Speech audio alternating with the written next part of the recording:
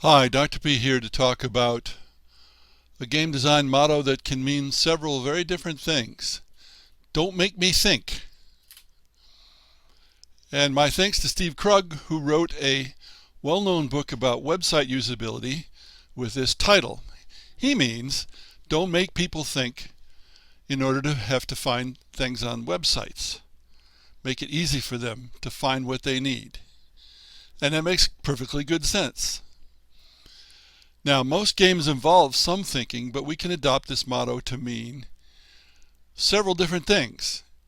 The obvious one to me is don't make players think about anything other than the gameplay of the game. Don't distract them from playing the game.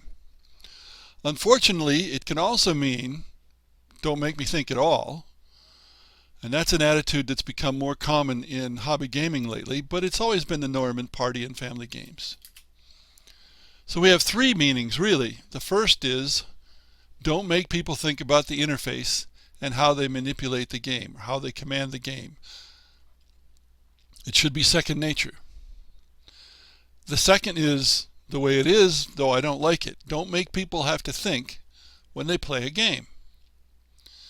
This is already very common in video games, with many games being athleticware rather than brainware, where athleticism and physical skills dominate.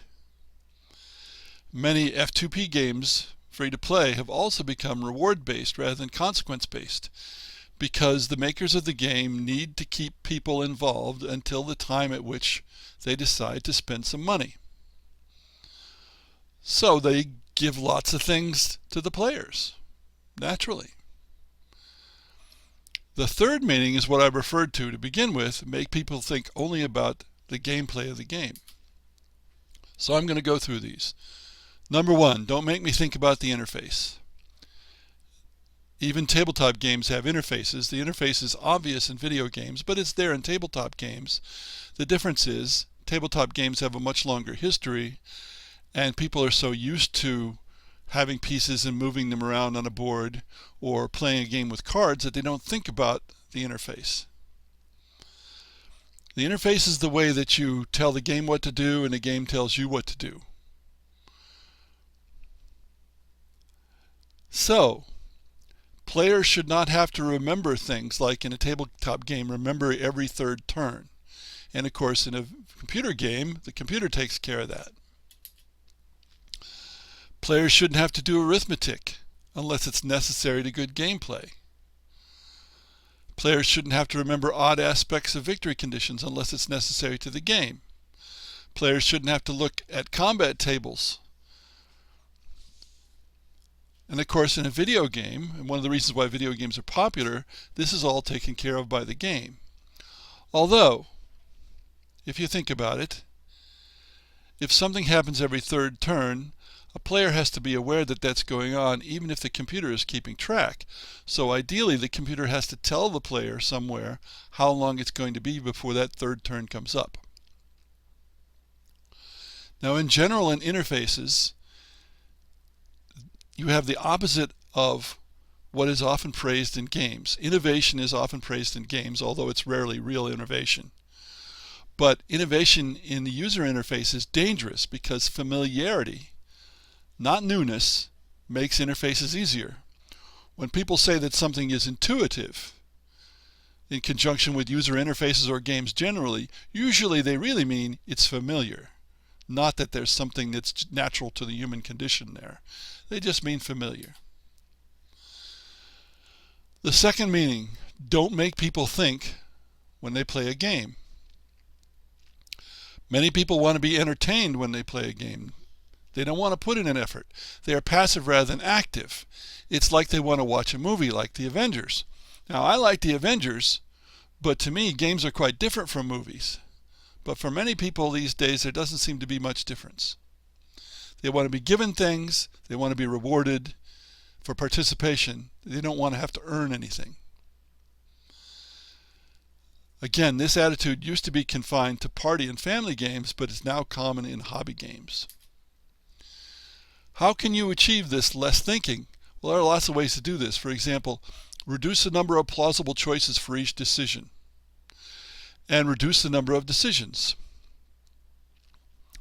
Provide catch-up mechanisms so that people who are mostly not paying attention or not thinking about what's going on in the game still have a chance to win at the end. Another thing you can do is make it obvious how you need to play to win. I call it transparency. Provide well signposted paths to victory so that people don't have to figure these things out. Of course, you can go to dexterity games. Dexterity games kind of combine athleticware and brainware. You don't have to think, or at least not think nearly as much. On the other hand, old codgers and naturally slow folk, and I'm both, are not fans of this kind of game because we're not good at it.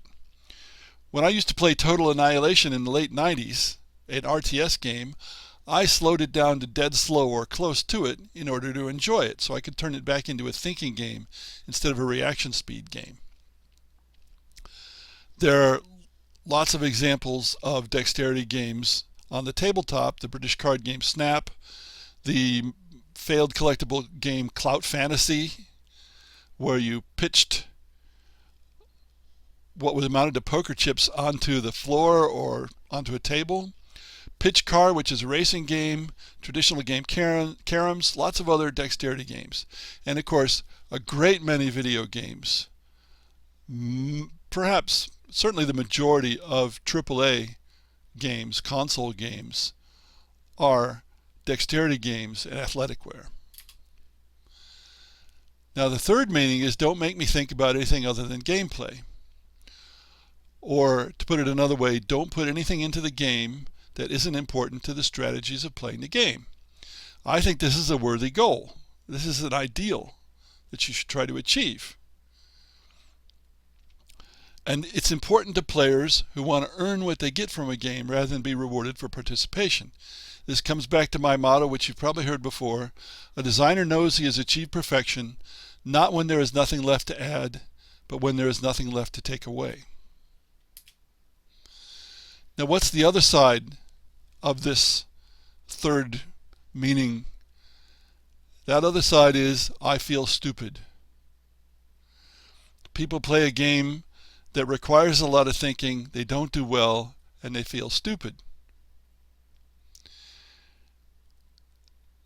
Now, a friend of mine, Jeffro Johnson, played one of my prototypes, and he said this, but he said, that's okay, because I'm the old style kind of player, and I recognize that I screwed up, and I can become better. I can overcome my errors.